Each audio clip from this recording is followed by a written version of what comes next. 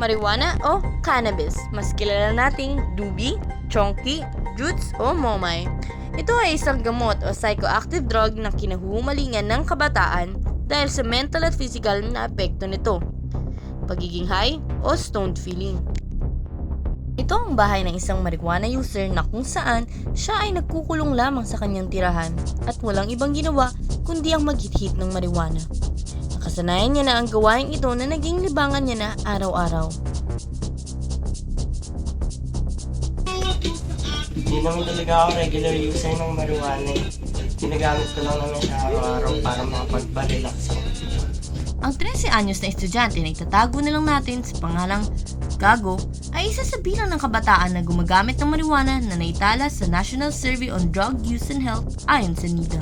Sa kasalukuyang administrasyon, pinaigting ng kapulisan ang paglaban sa ipinagbabawal na gamot, kabilang na ang marijuana. Sa katunayan, noong nakarang linggo, nahulihan ng 3 million worth na droga ang isang sikat na DJ at ang kanyang kasintahan sa loob ng kanilang kondo. Tutuusin, wala na talagang safe na lugar sa ngayon. May mga lugar talagang hindi mo akalain may mga droga.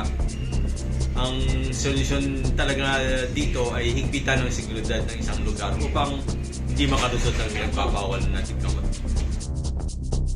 Hindi na nag-aaral si Gago dahil niyaan na lamang siya ng kanyang mga magulang dahil sa araw-araw na paghihit-hit ng marijuana na ikinaliligaya niya. Araw-araw naman kasi talaga ako nagdudubi.